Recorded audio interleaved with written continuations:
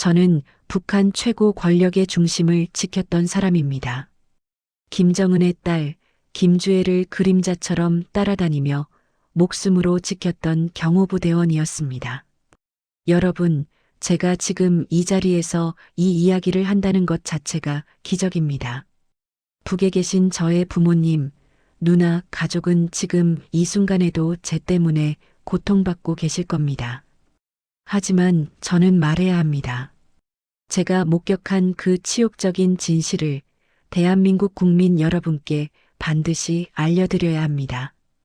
이 모든 것은 2017년 가을 평양 호위사령부에서 시작되었습니다.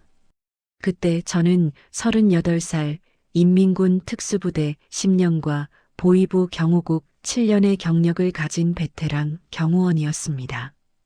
평안남도 평성 출신인 제게 평양 근무는 그 자체로 영광이었습니다. 6.25 전쟁 참전 용사의 손자로 태어나 조국과 수령님을 위해 목숨 바칠 각오로 살아온 저였습니다. 그날 아침 호위사령부 대회의실에는 전국에서 차출된 200명의 경호원들이 모여 있었습니다. 모두 1년 이상 검증을 거친 충성심과 실력을 인정받은 정예 중의 정예였습니다. 회의실 분위기는 긴장감으로 가득했습니다. 동무들, 오늘부터 동무들은 우리 공화국의 미래를 지키는 영광스러운 임무를 맡게 되었소. 호위사령부 부사령관의 목소리가 울려 퍼졌습니다. 그는 천천히 주위를 둘러보며 말을 이었습니다. 경애하는 최고사령관 동지의 따님, 김주애 동지를 경호하는 특별조를 편성한다. 이 자리에 있는 200명 중 단 20명만 선발될 것이요. 그 순간 회의실이 술렁였습니다. 김주애, 그 이름은 우리 경호원들 사이에서도 극비 중의 극비였습니다. 일반 주민들은 그 존재조차 모르는 북한의 미래 후계자 말입니다. 저는 가슴이 뛰기 시작했습니다. 20년 가까이 경호 업무를 해왔지만 이런 특별한 임무는 처음이었습니다. 선발 과정은 치열했습니다. 사격, 격투, 폭발물 처리, 암살 시도 대응 훈련까지 일주일간 쉴 틈 없이 평가가 이어졌습니다. 태권도 사단을 가진 제게도 만만치 않은 과정이었습니다. 특히 마지막 날 있었던 충성심 검증은 지금 생각해도 소름이 돋습니다. 동무의 가족과 수령님 중 하나를 선택해야 한다면 당연히 수령님이십니다. 저는 한치의 망설임도 없이 대답했습니다. 그것이 정답이었고 저는 진심으로 그렇게 믿었습니다. 당시 저는 체제를 의심하지 않았습니다. 아니, 의심할 수 없었습니다. 태어나서 지금까지 배운 모든 것이 위대한 수령님과 장군님, 그리고 원수님을 위해 목숨 바치는 것이 최고의 영광이라고 가르쳤으니까요. 일주일 후 드디어 발표가 났습니다. 제 이름이 호명되었을 때 저는 눈물이 날 것 같았습니다. 200명 중 20명, 그 안에 제가 포함된 것입니다. 그날 저녁 평성에 계신 부모님께 전화를 드렸습니다. 물론 구체적인 임무 내용은 말씀드릴 수 없었지만 특별한 경우 임무에 선발되었다고만 말씀드렸습니다. 아이고, 우리 아들. 아버지가 6.25 때 조국을 지켰다면 너는 지금 조국의 미래를 지키는구나. 정말 자랑스럽다. 전화기 너머로 아버지의 목소리가 떨리는 게 느껴졌습니다. 76에 연로하신 아버지는 평생 조국을 위해 사셨고 아들인 저 역시 그 길을 따르는 것을 가장 큰 자랑으로 여기셨습니다. 아내 혜진도 눈물을 글썽였습니다. 당신 정말 대단해요. 우리 아이들도 아빠를 정말 자랑스러워할 거예요. 당시 10살이던 딸과 7살이던 아들은 아빠가 무슨 일을 하는지 정확히는 몰랐지만 제 군복을 입은 모습을 보며 존경의 눈빛을 보냈습니다. 그렇게 저는 북한 최고 권력의 중심으로 들어갔습니다. 당시만 해도 저는 이것이 저의 인생에서 가장 영광스러운 순간이라고 믿었습니다. 이 임무가 결국 제 인생을 완전히 바꿔놓을 줄은 그때는 상상도 하지 못했습니다. 조국을 위한 헌신이라고 믿었던 그 길이 실은 양심과 인간성을 저당 잡히는 길이었다는 것을 깨닫기까지는 그리 오랜 시간이 걸리지 않았습니다.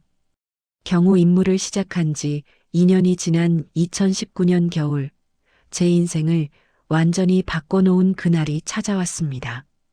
그날은 김주혜의 7번째 생일이었습니다. 평양 교회에 있는 특각, 그러니까 김씨 일가만 사용하는 별장에서 생일 파티가 열렸습니다. 저희 경호조는 새벽 5시부터 건물 안팎을 샅샅이 검색했습니다. 폭발물 탐지견까지 동원하는 철저한 보안 점검이었습니다. 모든 게 완벽해야 했습니다. 단 하나의 실수도 용납되지 않았습니다. 오전 10시 김주혜가 도착했습니다.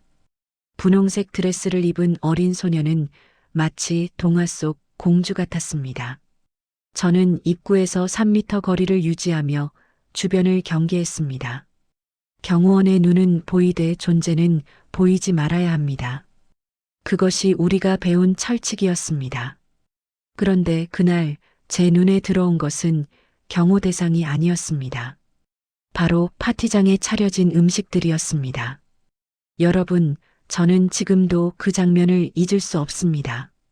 한 테이블 가득 쌓인 과일들, 수박과 사과, 배, 포도, 그리고 외국에서 공수해온 오렌지와 바나나까지. 또 다른 테이블에는 각종 고기 요리들이 줄지어 놓여 있었습니다.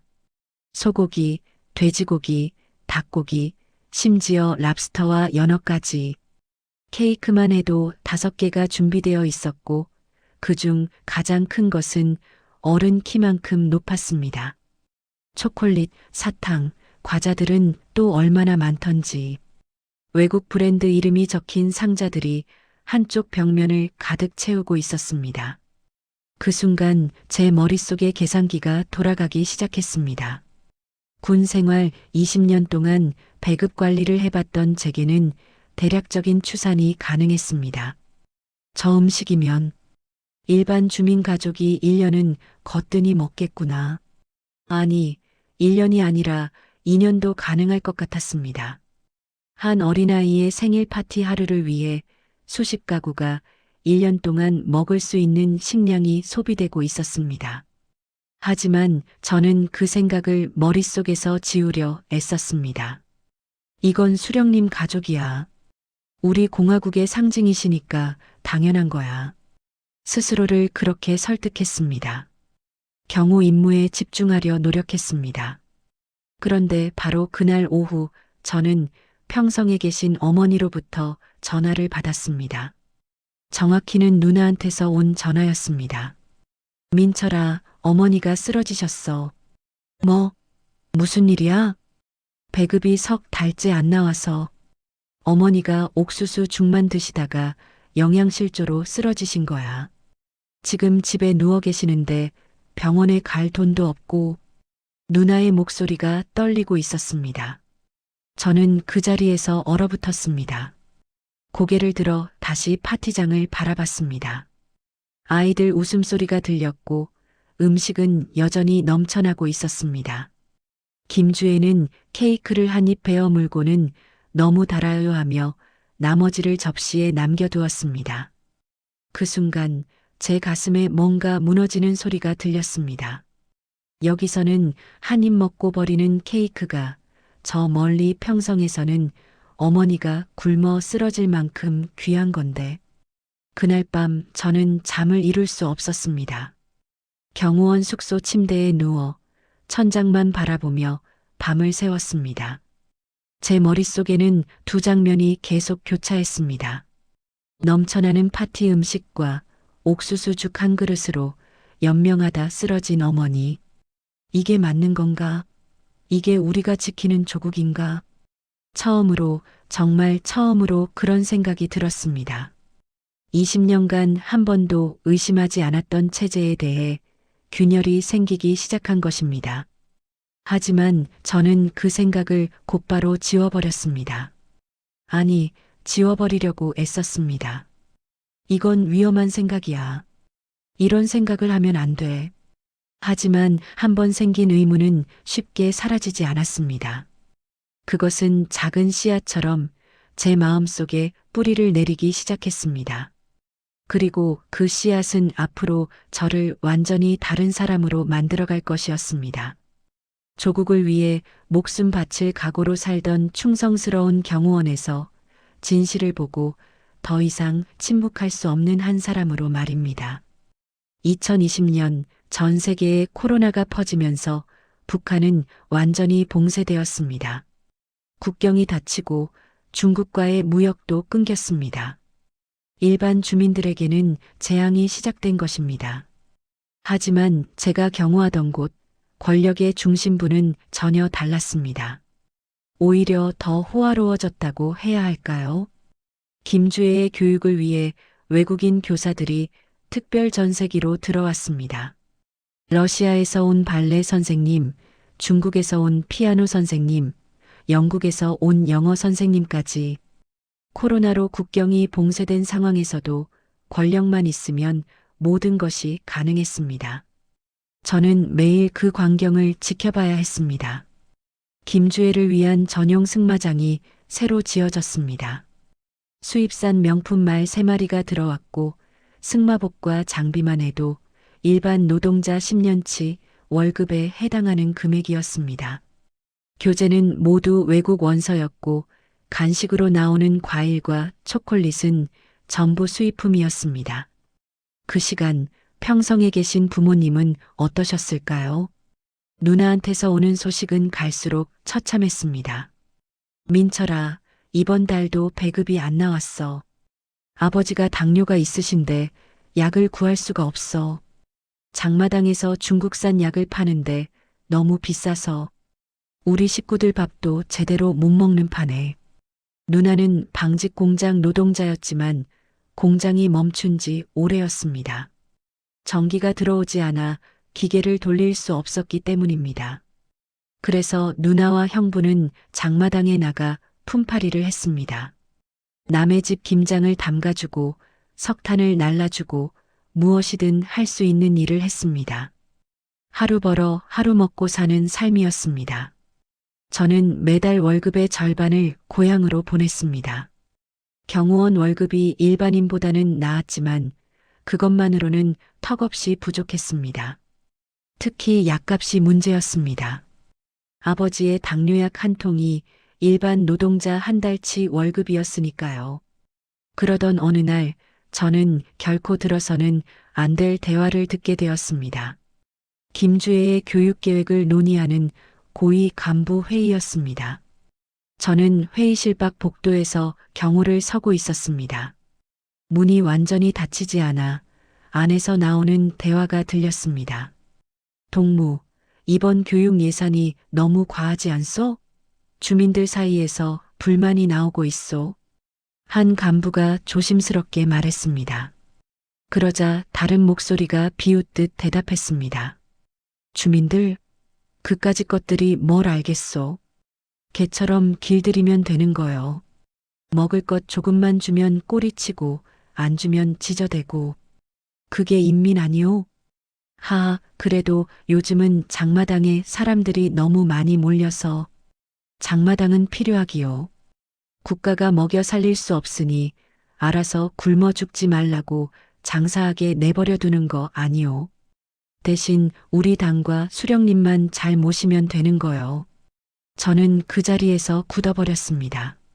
주민들을 개에 비유하다니. 제 부모님도 누나 가족도 그리고 제 아내와 아이들도 그들 눈에는 그저 개처럼 길들일 대상이었던 겁니까? 그날 밤 저는 숙소로 돌아와 화장실에서 울었습니다. 40년 넘게 살면서 처음으로 어른이 되어서 처음으로 소리 없이 눈물을 흘렸습니다. 분노인지 슬픔인지 알 수 없는 감정이 목을 조여왔습니다. 나는 지금 무엇을 지키고 있는가? 나는 누구를 위해 목숨을 바치려 하는가? 그 질문에 대한 답은 이미 명확했습니다. 저는 인민을 지키는 게 아니었습니다. 인민을 개 취급하는 자들을 지키고 있었던 것입니다. 6.25 때 조국을 지키셨던 아버지께 저는 뭐라고 말씀드려야 할까요? 아버지, 제가 지금 지키는 조국은 아버지가 목숨 걸고 지키신 그 조국이 아닙니다라고요. 그날 이후 저는 더 이상 예전의 제가 아니었습니다. 경호 임무는 여전히 완벽하게 수행했습니다. 하지만 제 마음속에서는 무언가가 완전히 부서져 내리고 있었습니다. 충성심이라는 이름으로 쌓아 올렸던 모든 것들이 한순간에 무너지는 느낌이었습니다. 그리고 저는 알았습니다. 이 길을 계속 걸어갈 수는 없다는 것을, 언젠가는 선택을 해야 한다는 것을, 양심을 버리고 이 체제를 계속 지킬 것인가 아니면 2022년 여름 제 인생의 마지막 선택을 하게 만든 그 순간이 왔습니다. 그날은 김주애가 평양 시내를 차로 지나가는 일정이었습니다. 저는 선도 차량에 탑승해 경호를 맡았습니다. 차량 행렬이 대동강 인근을 지나갈 때였습니다. 창밖으로 강변에서 빨래를 하는 주민들이 보였습니다. 남루한 옷을 입은 사람들이 추운 강물에서 손빨래를 하고 있었습니다. 김주애가 창밖을 내다보다가 김정은에게 물었습니다. 아빠, 저 사람들은 왜 저렇게 더럽고 가난해요? 우리랑 달라요. 그 목소리가 무전기를 통해 제 귀에 들렸습니다. 경호 차량에는 보호 대상의 차량 내부 소리가 실시간으로 전달되거든요. 저는 김정은이 뭐라고 대답할지 귀를 기울였습니다. 혹시 저분들도 다 우리 인민이란다. 우리가 더 잘 살게 해드려야지 같은 말을 하지 않을까 기대했습니다. 하지만 김정은의 대답은 달랐습니다. 주애야, 신경 쓰지 마라. 저 사람들과 너는 다른 사람이야. 너는 특별한 아이고 나중에 큰일을 할 사람이야. 저런 사람들은 원래 저렇게 사는 거란다. 그 순간 저는 핸들을 잡은 손에 힘이 빠지는 걸 느꼈습니다. 차가 잠깐 흔들렸고 동료가 걱정스럽게 저를 쳐다봤습니다. 저는 고개를 저으며 괜찮다는 신호를 보냈습니다. 하지만 괜찮지 않았습니다.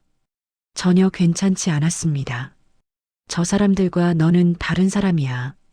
그 한마디가 제 머릿속에서 계속 울렸습니다. 강변에서 빨래하던 사람들 중에는 제 어머니 같은 분들도 계셨을 겁니다. 제 누나 같은 사람들도 있었을 겁니다. 그런데 그들은 김주애와 다른 사람이라는 겁니까? 태어날 때부터 정해진 바꿀 수 없는 신분인 겁니까? 그날 밤 저는 아내 혜진에게 조심스럽게 말을 꺼냈습니다. 여보, 우리 이곳을 떠나면 어떨까? 혜진은 깜짝 놀라 제 입을 막았습니다. 당신 무슨 소리예요? 그런 말 함부로 하는 거 아니에요. 알아. 하지만 우리 애들을 생각해봐.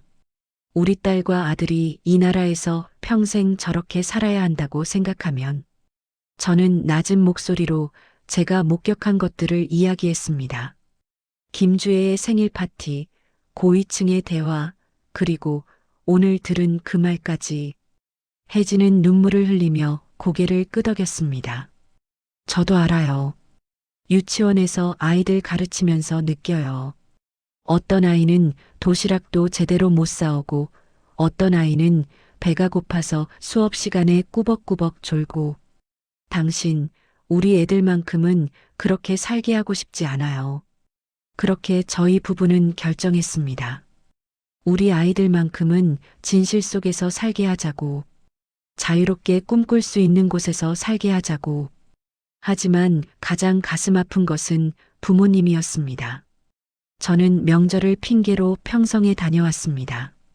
아버지와 어머니를 뵙고 집 주변을 천천히 걸었습니다. 어린 시절 뛰어놀던 골목, 대동강변 산책로, 어머니가 장 보러 가시던 시장길, 모든 것을 눈에 담으려 했습니다. 다시는 못 볼 수도 있으니까요. 조상 묘소에도 다녀왔습니다. 할아버지, 할머니 산소 앞에 엎드려 절을 올렸습니다. 할아버지, 할머니, 손자가 불효를 저지르려 합니다. 부모님을 두고 떠나려 합니다. 하지만 제 아이들만큼은 지켜야겠습니다.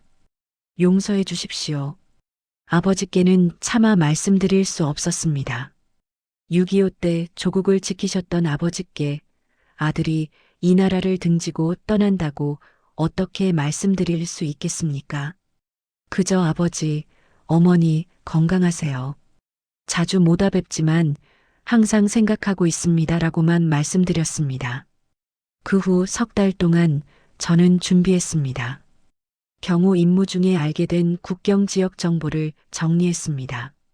중국 내 브로커 연락처를 확보했습니다. 탈북 루트를 그려봤습니다. 돈도 모았습니다. 월급을 거의 쓰지 않고 모두 저축했습니다. 딸과 아들에게는 어느 날 밤 조용히 말했습니다. 얘들아, 아빠가 너희를 멀리 데려갈 거야. 자유롭게 살 수 있는 곳으로. 무섭겠지만 아빠를 믿어라. 15살 딸은 무슨 뜻인지 알아차렸습니다. 눈물을 글썽이며 고개를 끄덕였습니다. 12살 아들도 어렴풋이 이해한 듯 했습니다. 그렇게 저희 가족은 생사를 건 여정을 준비했습니다. 돌아올 수 없는 강을 건너기 위해 2022년 12월 25일 크리스마스 새벽이었습니다. 북한에서는 크리스마스가 아무 의미 없는 날이지만 저는 이날을 선택했습니다. 경호 업무를 하면서 알게 된 사실이 있었습니다. 크리스마스에는 중국 쪽 국경 경비가 약간 느슨해진다는 것이었습니다. 중국 조선족들이 명절을 쇠느라 순찰 인력이 줄어들기 때문이었습니다. 새벽 3시 저희 가족 넷은 평양 집을 나섰습니다. 이웃들 모두 깊이 잠든 시간이었습니다. 딸 은혜는 두꺼운 외투를 입고 작은 배낭을 맸습니다. 아들 철민이도 마찬가지였습니다. 아내 혜진은 떨리는 손으로 제 손을 꼭 잡았습니다. 당신 정말 할 수 있겠어요? 할 수 있어. 아니, 해야 해. 우리 애들을 위해서. 저는 20년간 경호원으로 살아온 모든 기술을 동원했습니다. 평양에서 함경북도 온성까지 가는 길, 검문소를 피하는 방법, 기차표 없이 이동하는 법. 모든 것이 제 머릿속에 들어 있었습니다. 사흘 동안 우리는 기차 화물칸에 숨어 이동했습니다. 추웠습니다. 영하 20도가 넘는 날씨에 난방도 없는 화물칸이었으니까요. 딸과 아들은 추위에 떨었지만 한마디 불평도 하지 않았습니다. 저는 아이들을 꼭 안아주며 체온으로 따뜻하게 해주려 애썼습니다.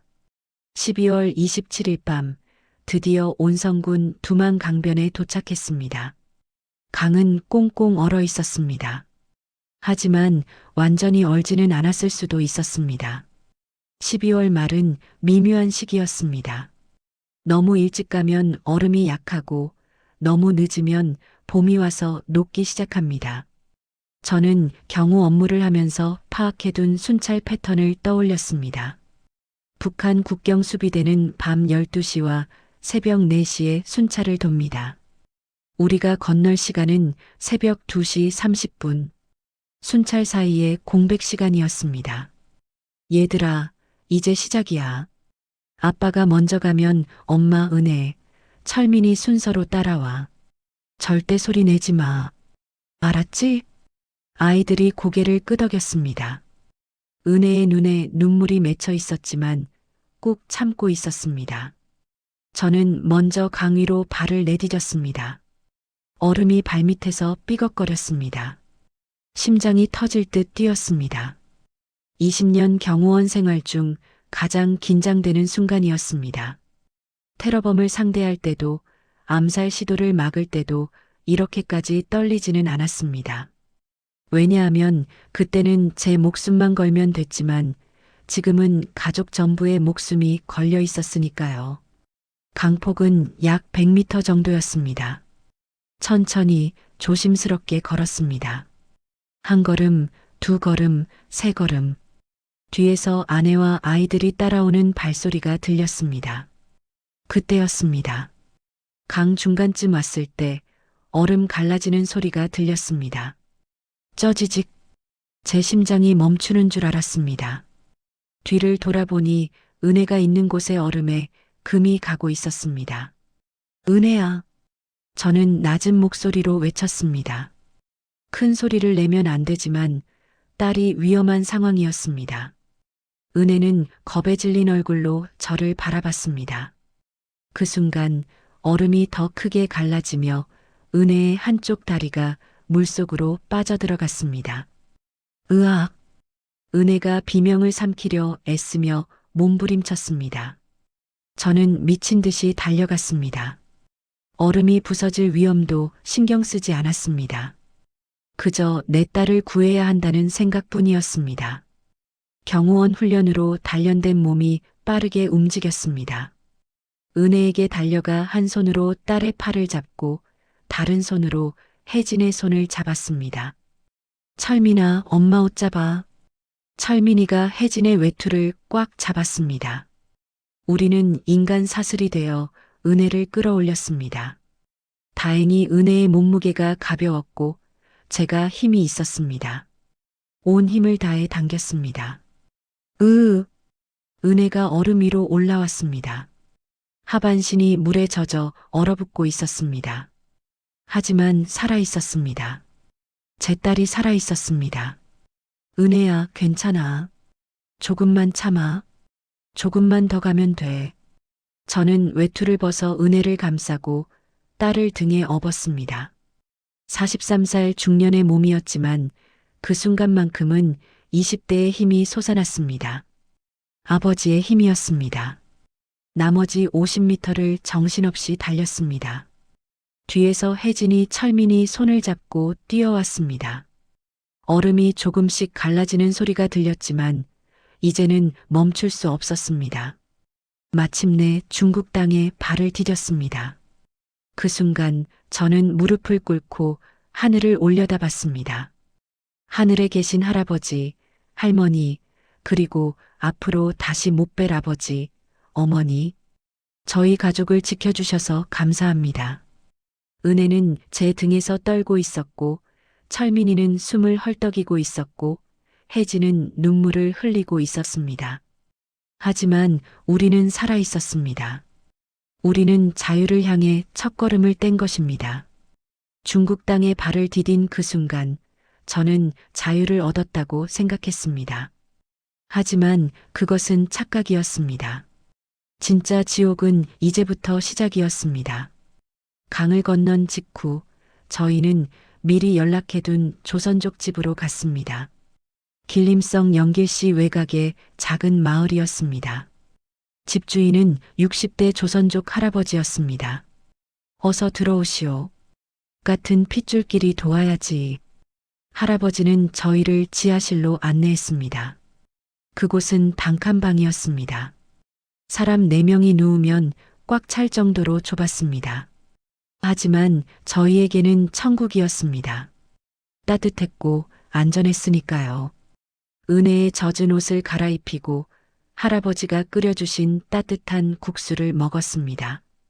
그렇게 가족 넷이 지하실 바닥에 누워 잠이 들었습니다. 사흘 만에 처음으로 제대로 잔 잠이었습니다. 하지만 평화는 이틀밖에 가지 않았습니다. 사흘째 되는 날 아침, 할아버지가 급하게 지하실로 내려왔습니다. 얼굴이 새하얗게 질려 있었습니다. 큰일 났소. 북한 보위부 사람들이 마을에 들어왔소. 당신들을 찾는다고 하오. 네, 벌써요? 저는 깜짝 놀랐습니다. 보통 탈북자들은 한두 달은 안전하게 숨을 수 있습니다. 그런데 사흘 만에 추격조가 왔다는 것은 당신이 보통 탈북자가 아닌가 보오. 현상금까지 걸렸다고 하더군요. 5만 위안, 우리 돈으로 1,000만 원이나 된다고. 그때 저는 깨달았습니다. 제가 누구를 경호했는지, 북한 당국이 얼마나 저를 잡으려고 혈안이 되어 있는지를 말입니다. 김주애를 경호하던 사람이 탈북했다는 것은 북한 정권에게는 엄청난 체면 손상이었을 것입니다. 게다가 제가 아는 비밀들, 목격한 것들이 세상에 알려진다면 당신들 지금 당장 떠나야 하오. 내가 아는 목사님한테 연락했소. 그분이 도와주실 거요. 그렇게 저희는 다시 짐을 쌌습니다. 채 이틀도 안 돼서 말입니다. 할아버지가 불러준 차를 타고 밤새 달려 영길씨 안쪽으로 들어갔습니다. 그곳에서 만난 분이 김 목사님이었습니다. 50대 중반의 조선족 목사님이었습니다. 형제님, 많이 힘드셨죠? 하나님께서 인도하신 길입니다. 걱정 마세요. 목사님은 저희를 교회 옆 작은 건물로 안내했습니다. 그곳 역시 지하실이었습니다. 하지만 이번에는 조금 더 넓었고 침대도 있었습니다. 당분간 여기 계셔야 합니다. 밖에 나가시면 절대 안 됩니다.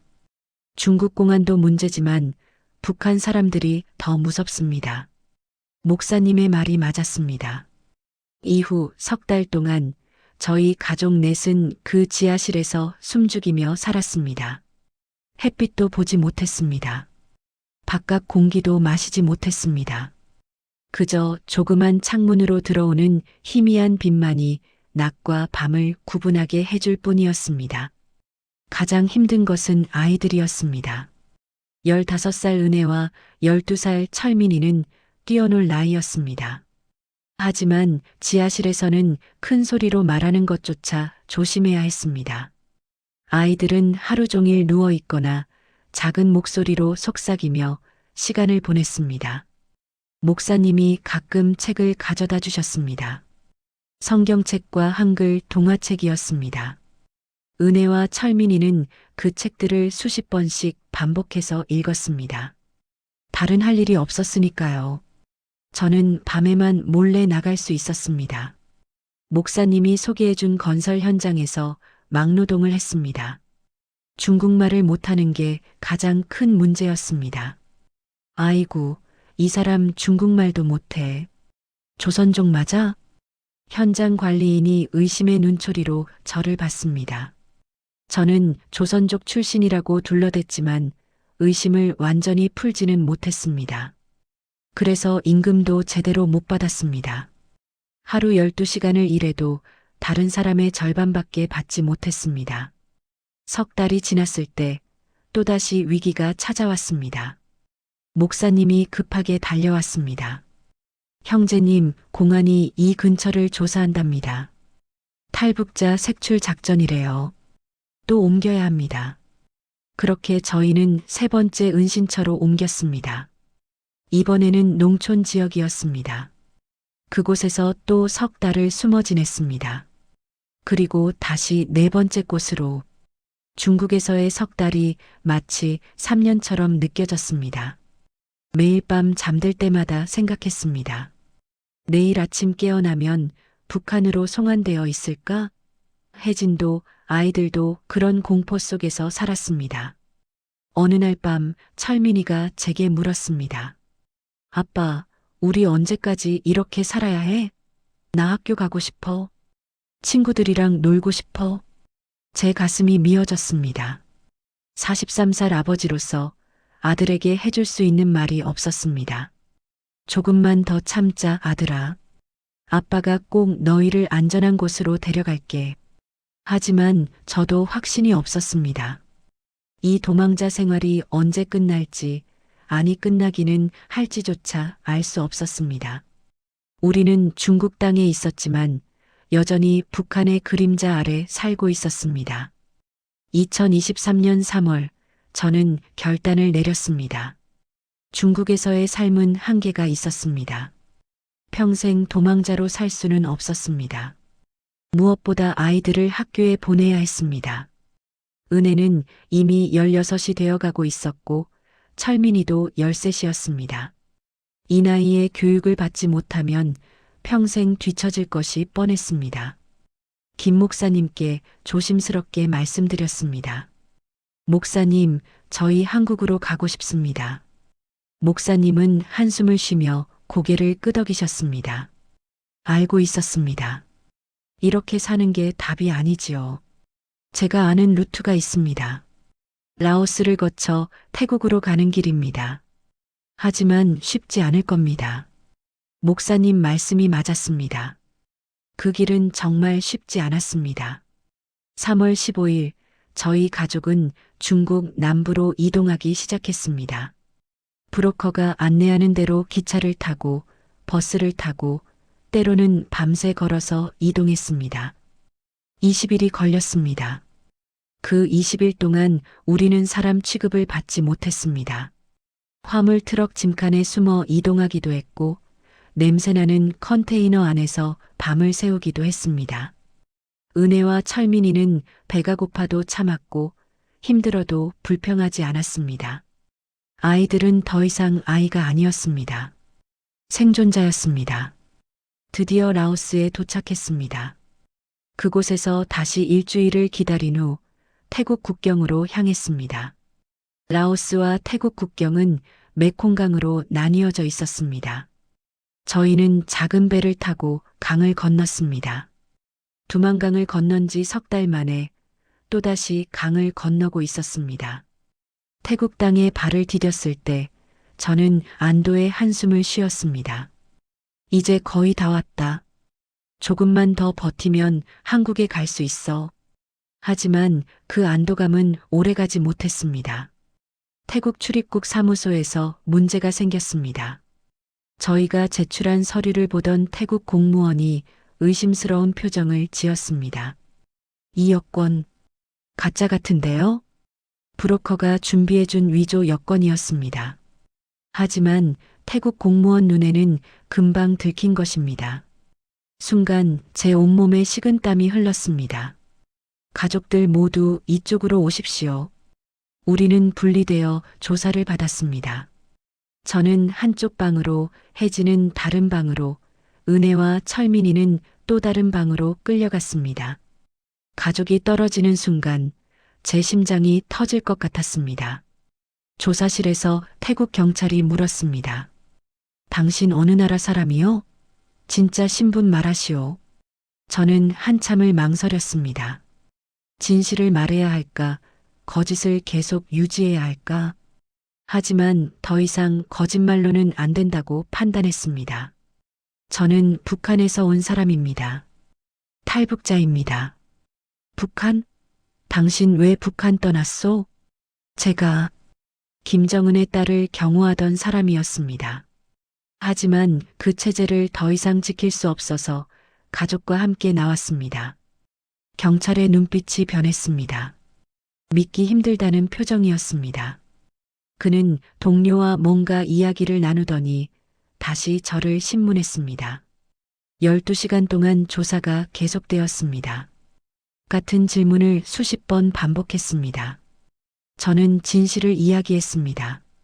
김주애를 경호한 것, 목격한 것들, 탈북한 이유까지 모두 말했습니다. 그 시간 동안 저는 혜진과 아이들 걱정에 미칠 것 같았습니다. 애들은 무사할까? 혜진이는 잘 대답하고 있을까? 밤이 되었습니다. 조사실 시계가 밤 10시를 가리키고 있었습니다. 저는 더 이상 견딜 수 없었습니다. 제발 한국 대사관에 연락해 주십시오. 저는 대한민국 국민으로 보호받을 권리가 있습니다. 저는 간절히 외쳤습니다. 경찰은 잠시 망설이더니 전화를 들었습니다. 그날 밤 11시 한국 대사관 영사가 도착했습니다. 40대 중반으로 보이는 남자분이었습니다. 그분이 저를 보자마자 한국말로 물었습니다. 탈북자 맞으십니까? 네, 맞습니다. 저는 북한에서 목이 메어 말을 잇지 못했습니다. 그 순간 눈물이 쏟아졌습니다. 3개월 동안, 아니 지난 몇 년 동안 참아왔던 눈물이었습니다. 알겠습니다. 걱정하지 마십시오. 대한민국이 보호하겠습니다. 그 한마디가 마치 하늘에서 들려오는 음성 같았습니다. 저는 그 자리에서 무릎을 꿇고 울었습니다. 2시간 후 혜진과 아이들도 풀려났습니다. 우리는 대사관 직원의 안내로 태국 한국 대사관으로 갔습니다. 그곳에서 우리는 처음으로 안전하다고 느꼈습니다. 대한민국 국기가 걸린 그 건물 안에서 저희는 마침내 도망자가 아닌 보호받는 사람이 되었습니다. 이제 곧 한국으로 가실 수 있습니다. 영사님의 말씀에 혜진이 울음을 터뜨렸습니다. 은혜와 철민이도 서로 끌어안으며 울었습니다. 저는 가족을 꼭 안아주며 하늘에 감사했습니다. 우리는 살아남았습니다. 그리고 이제 진짜 자유를 향해 가고 있었습니다. 2023년 4월 15일 저희 가족은 인천공항에 도착했습니다. 비행기에서 내려 입국장으로 걸어가는 그 순간 저는 멈춰 섰습니다. 대한민국 땅을 밟는다는 것이 실감이 나지 않았습니다. 혜진이 제 손을 꼭 잡았습니다. 여보, 우리 해냈어요. 정말 해냈어요. 아내의 눈에 눈물이 맺혔습니다. 은혜와 철민이도 주변을 두리번거리며 신기한 듯 쳐다봤습니다. 공항 밖으로 나왔을 때 가장 먼저 눈에 들어온 것은 사람들의 표정이었습니다. 웃고 있었습니다. 자유롭게 거리낌 없이. 북한에서는 볼 수 없는 표정이었습니다. 북한에서는 항상 조심해야 했습니다. 웃을 때도 말할 때도 심지어 걸을 때도. 하지만 여기서는 달랐습니다. 저희는 통일부 산하 하나원으로 갔습니다. 그곳에서 석 달간 정착 교육을 받았습니다. 한국 사회 적응 교육, 민주주의 교육, 직업 훈련까지. 무엇보다 국정원 조사가 있었습니다. 조사관들은 제가 김주애를 경호했다는 사실에 큰 관심을 보였습니다. 박민철 씨, 김주애에 대해 아시는 모든 것을 말씀해 주십시오. 저는 숨김없이 이야기했습니다. 김주애의 생일 파티, 교육과정, 권력층의 대화, 그리고 그들이 주민을 어떻게 생각하는지 제가 목격한 모든 것을 증언했습니다. 그것이 제가 할 수 있는 속죄였습니다. 5년 동안 그 체제를 지켰던 저의 속죄 말입니다. 하나원 생활 중 가장 놀라웠던 것은 식당이었습니다. 매 끼니마다 밥과 국, 반찬이 넉넉하게 나왔습니다.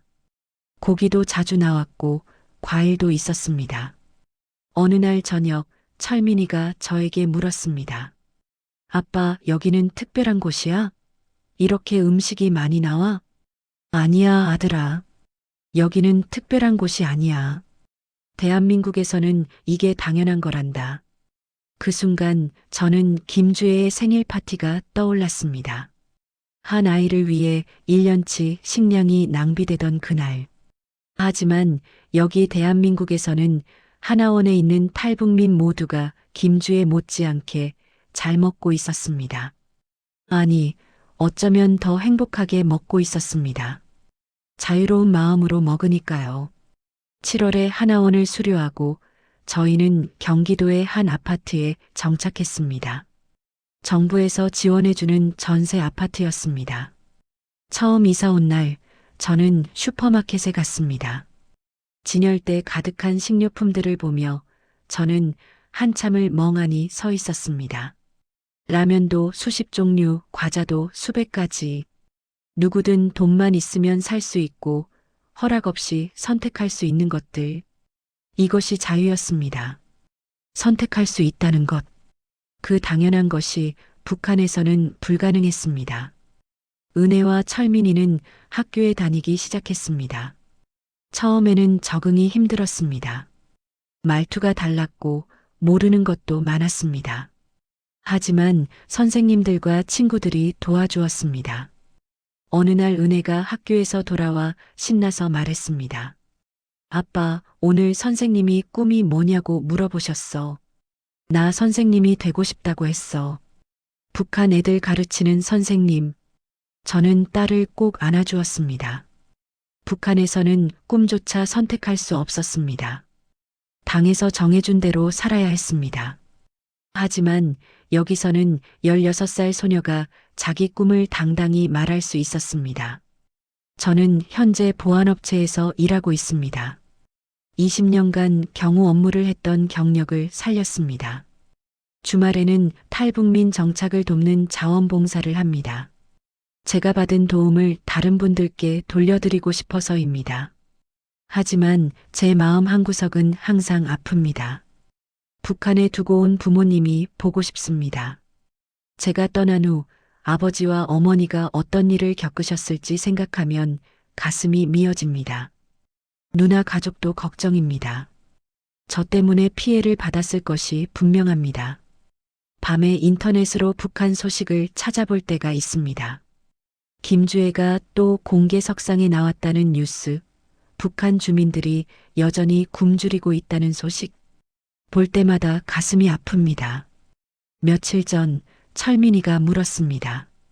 아빠, 북한이랑 우리나라 언젠가 하나 되는 거 맞아? 그래, 아들아. 언젠가는 반드시 하나 될 거야.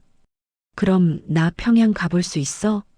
아빠가 살던 집도 보고 할아버지 할머니도 만날 수 있어? 저는 대답을 못하고 아들을 안아주기만 했습니다. 여러분, 저는 오늘도 기도합니다. 언젠가 통일이 되어서 북에 계신 부모님을 다시 뵐 수 있기를. 북한의 모든 어린이들이 김주애처럼이 아니라 대한민국 아이들처럼 자유롭게 꿈꾸며 자랄 수 있기를. 더 이상 출신 성분 때문에 차별받지 않고 배고픔 때문에 고통받지 않는 날이 오기를. 제가 지켰던 그 특권을 폭로하는 것, 제가 목격한 진실을 세상에 알리는 것, 그것이 제가 할 수 있는 속죄이고 북에 계신 부모님께 드리는 마지막 효도라고 믿습니다. 저는 더 이상 김주애를 지키는 경호원이 아닙니다. 저는 진실을 지키는 증인입니다.